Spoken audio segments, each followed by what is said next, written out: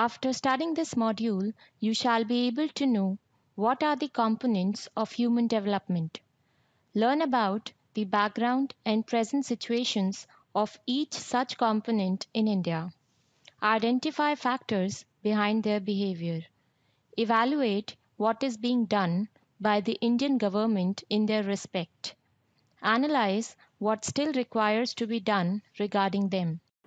Aspects of human development. First, let's look at what development is, and to do that we look at this concept of gross domestic product, because that is generally supposed to be the most prevalent index of economic development. What is gross domestic product?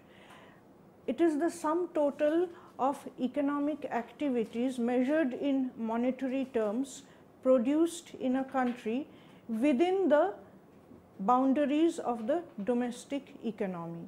Now, this concept is extremely important in economics and has evolved through the ages. It has not evolved in one day.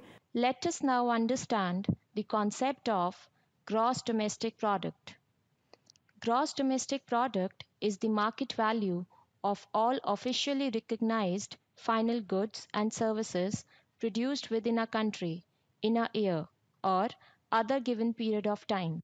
GDP is equals to C plus G plus I plus N X, where C is total private consumption or consumer spending in a nation's economy. G is total government spending. I is total investment or business spending on capital. NX is the nation's total net exports, calculated as total exports minus total imports. Simon Kuznets ushered in the use of GDP as a measure of economic development. Before mid-20th century, only the concepts national and the per capita incomes were studied. Simon Kuznets is very much responsible for gross domestic product being used as an index of economic development. Now, economic development as measured by gross domestic product is not really the complete picture. It does not indicate what happens to the society, to the human beings completely. Before independence, we did measure national income and per capita income in several ways, especially when the British rule was on in India. Dadabhai Naoroji measured national income and per capita income and found that we are very much short of what is required. Pre-independence national income and per capita. In 1873, Dadabhai Naoroji had estimated that the national income of India in 1867 to 1868 was rupees 40 billion, whereas the per capita income was rupees 20. It revealed that colonial rule in India was not at all showing economic development. William Digby's estimated, covering 1850 to 1900, also revealed that India was anything but prosperous under British rule. Statistical and methodological defects notwithstanding, these estimates remain a milestone in the economic history of India. There were many subsequent estimates. After independence, the National Income Committee, Government of India, calculated India's national income to be rupees 87.1 billion in 1948 to 1949 and the per capita income to be rupees 255. This can be taken as providing some idea of the situation prevailing at the start of India's post-independence economic development. Let us take a look at the post-independence national income. The Central Statistical Organization regularly publishes national income statistics. Recently, it has started a new series with 1999 to 2000 as the base year. post-independence national income was calculated, and the CSO, Central Statistical Organization, developed techniques of cultivating and calculating national income. GDP, especially after Simon Kuznets made it popular, was also used as an index, especially to indicate what growth the economy is having within the country, within the boundaries of its domestic economy. These are aspects that we study when we look at economic development as such. Let us take a look at the post-independence national income. The Central Statistical Organization regularly publishes national income statistics. Here is a graph of top 5 states of India in annual GDP growth. These are Maharashtra, Uttar Pradesh, Andhra Pradesh, Tamil Nadu, and Gujarat. The most important and the fastest growing sector of Indian economy is the services sector. Trade, hotels, transport and communication, financing, insurance, real estate, and business services and community, social and personal services account for more than 60% of GDP. Agriculture, forestry, and fishing constitute around 12% of the output, but employs more than 50% of the labor force. Manufacturing accounts for 15% of GDP, construction for another 8%, and mining, electricity, gas, and water supply for the remaining 5%. The rate of growth of gross domestic product in India averaged 1.62% from 1996 until 2013, reaching an all-time high of 9.80% in the fourth quarter of 2003 and a record low of minus 1.90% in the first quarter of 2009. What then is human development? Human development looks at other aspects of economic development, not simply at growth, income, per capita income, and so on. It looks at various other aspects, such as how many years do you expect a newborn, when he is born, to live. That is known as the life expectancy at birth. This is an extremely valuable indicator of what level economic development has taken the country to. So life expectancy, or expectancy of life at birth, is a part of human development. Now, apart from that, you do want to know how much is the literacy level in the economy. Can people read and write? How much can they calculate on their own? So literacy is another important aspect of human development. You don't call that, there is economic development taking place in the economy if you find that people are there but suffering from malnutrition, not living long enough, not being able to read and write, not having any skills, and so on. So literacy, life expectation, these things are very, very important to find out whether an economy is really developed or not.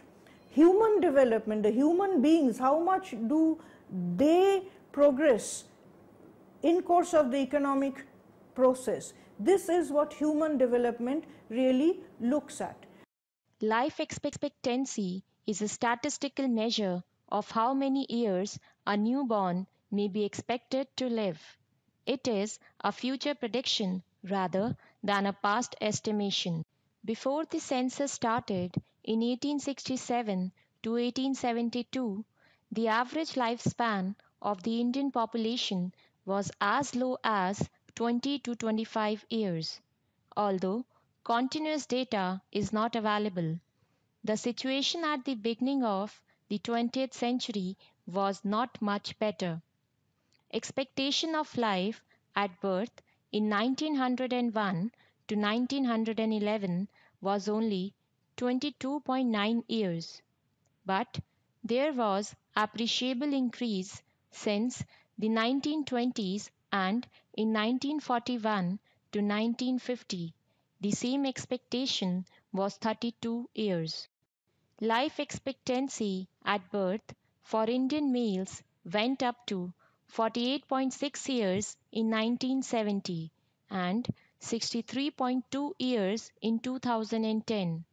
For Indian females, it rose to 49.1 years in 1970 and 67.5 years in 2010.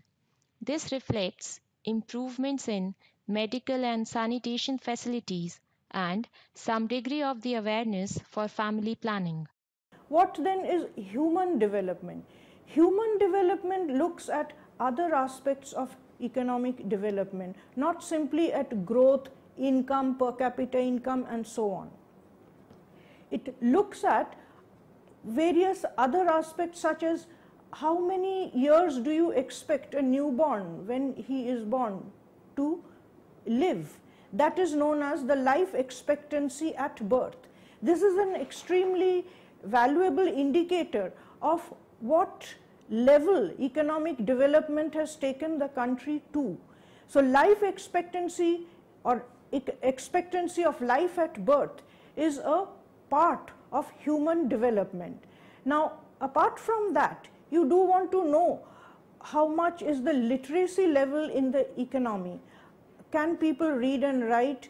How much can they calculate on their own? So literacy is another important aspect of human development. You don't call that, there is economic development taking place in the economy if you find that people are there but suffering from malnutrition, not living long enough, not being able to read and write, not having any skills, and so on. So literacy, life expectation, these things are very, very important to find out whether an economy is really developed or not. Human development, the human beings, how much do they progress in course of the economic process? This is what human development really looks at. The UNDP life expectancy at birth in India by state in 2002 to 2006 from UNDP report published in 2011 can be seen with the help of this map. Kerala tops the chart with literacy rate above 70%. Maharashtra, Tamil Nadu, Karnataka, Punjab, Himachal Pradesh, Delhi have a literacy rate in the region of 66 to 70%. Rest of the states are divided in the group of literacy rate between 61 to 65% and below 61%. Data for some of the northeastern states are not available. The Kerala figures for 2006 to 2010, the same period are 72 and 76.8. The Tamil Nadu figures are 67.6 and 70.6. However, the Orissa figures are 62.3 and 64.8, and Bihar figures are 61.6 and 62.8. But in general, in every state, there has been improvement and no deterioration. Indians, on an average, are living longer. However, it is a matter of concern that the number of deaths in the age group below 50 is going up, as revealed in the recent reports on global burden of disease, published in medical journal The Lancet. To be literate is to have the basics of reading, writing, and arithmetic. The United Nations Educational, Scientific, and Cultural Organization (UNESCO) has drafted a definition of literacy as the ability to identify, understand, interpret, create, communicate, compute, and use printed and written materials associated with varying contexts. Literacy involves a continuum of learning in enabling individuals to achieve their goals, to develop their knowledge and potential, and to participate fully in their community and wider society. UNESCO aims at 100% literacy in the world by 2015. India currently has the largest illiterate population. The world's average literacy rate is 84%, and the Indian literacy rate was 74.0% in 2011. The decadal literacy growth 2001 and 2011 was 9.2%, less than the growth seen during the previous decade. Now, let us look at this map, which represents global literacy rate based on United Nations Human Development Report 2011. As we can see, India lies in the group of countries having literacy rate in the region of 60 to 70%. European countries, USA, and the adult literacy rate and the youth literacy rate for the world 84, for China 95.9 and 99.4, and for India 74.4 and 82, for Bangladesh 53.5. On the eve of independence from British rule, India was characterized by mass illiteracy. The 1941 census, the last census under British rule, estimated the literacy rate to be 17%.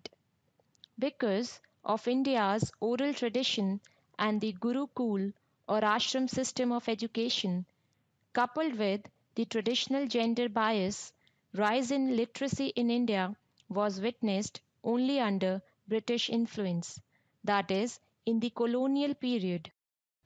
Let us now analyze the literacy rate of India from pre-independence to current period as per 2011 Census of India. On x-axis, we consider time period from 1900 to 2010, and on y-axis, we take literacy rate. After independence, the provision of universal and compulsory education for all children in the age group of 16 to 14 years found a place in the directive policy in Article 45 of the Constitution. Various schemes and policies were adopted with various degrees of success to make the ideal a reality. Constitution's 86th Amendment Act 2002 made elementary education a fundamental right for children in the age group of 16 to 14 years. The literacy rate in India grew from 18.33% in 1951 to 28.30% in 1961, 34.45% in 1971, 43.57% in 1981, 52.21% in 1991, 64.84% in 2001, and 74.04% in 2011. The population, meanwhile, grew from 361 to 1,210 million. After half a century of economic development, in 1990 to 1991, adult literacy growth grew to 64 for males and 39 for females, as derived from the census reports and cited in India Economic Development and Social Opportunity. Now, the person who is most responsible for making human development a part of the calculus of economic progress is Amartya Sen and Mahbub Rahman of East Bengal and Pakistan. Now, you see, these are the people who have introduced the calculation of human development indices as part of the United Nations program. So human development, the calculation of human development and the calculation, yearly annual calculation of human development index as brought out by the United Nations Development Programme UNDP. For that we must thank these two great economists. The Human Development Index ranks all these aspects together in one calculated index, taking care of the GDP, taking care of the life expectancy, taking care of the literacy. They weave it into one particular index which is calculated for all countries which come under the United Nations, and then according to the index this is arranged or calculated in a kind of ranking. So looking at the ranks you can make out whether this particular country has moved up and down the ladder. For example, India has improved its ranking. India to begin with was a less developed economy so far as this Human Development Index is concerned, but after independence we have made such strides in literacy level, such strides in life expectancy especially for women, that we have really pulled ourselves up and we are now ahead of Bangladesh, for example, ahead for example of Pakistan and so on. The fiscal allocation to governmental education sector is very low. In spite of a target allocation of 6% recommended by Kothari Commission, the percentage allocated to education was never above 4.3% of the GDP from 1951 to 2002. Primary level government schools are marked by inadequate and inappropriate school facilities, apathy and inefficiency of teaching staff who are themselves inadequately paid, lack of drinking water, toilets, and safety measures like fire precautions. Caste disparities resulting in high enrollment and dropout rates. Poverty in India has also deterred the pursuit of formal education, which is regarded as a lesser priority among the poor as compared to other basic necessities. Prevalence of massive illiteracy among women is another reason for the low literacy rate in India. Female literacy rates are lower at 65.46% than that of their male counterparts at 82.14%. The gender gap appears to be narrowing. Growth in female literacy rate was substantially faster than in male literacy rates, 6.9% in 2001 to 2011. India displays much regional disparity. The state of Kerala, in particular, stood out in contrast with adult literacy at 94 for males and 98 for females in 1990 to 1991. This, of course, is admitted to be largely due to Kerala's historical background. Mizoram is the second most literate state in all of the India, second only to Kerala. Bihar and Arunachal Pradesh are the two only states where less than 75% of the male population is literate.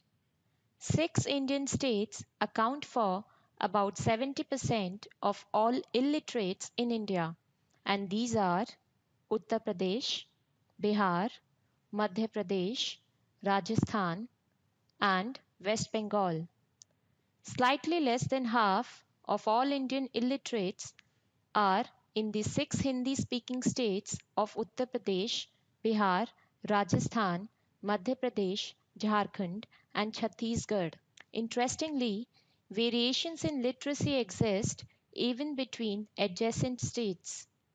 States which have had success in their recent literacy efforts include Bihar, Himachal Pradesh, Tamil Nadu, and Rajasthan.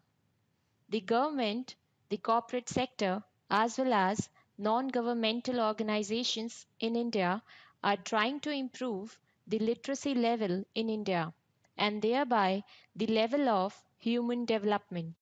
Gross enrollment ratio or gross enrollment index is a statistical measure used in the education sector and by the UN in its education index to determine the number of students enrolled in school at several different grade levels and examine it to analyze the ratio of the number of students who live in that country to those who qualify for the particular grade level.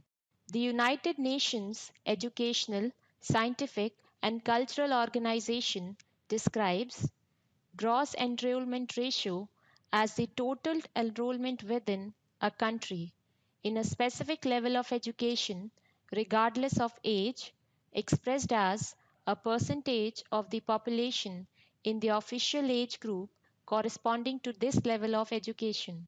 To calculate the GER, a country divides the number of individuals who are actually enrolled in schools by the number of children who are of the corresponding school enrollment age.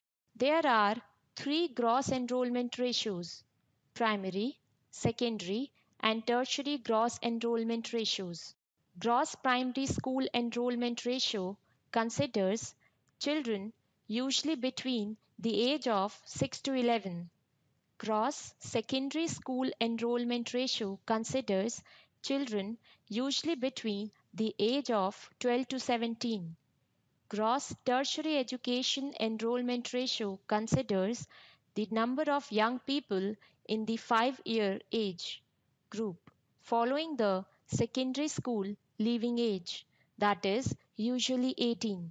GER is the percentage of students enrolled in educational sector of different levels: primary, secondary, and tertiary level of education, as compared to the population of school-age children of these levels. If a country has 6 lakh people enrolled in school in 2013 to 2014 and the total number of school-age individuals is 10 lakhs, then it has a gross enrollment ratio of 6.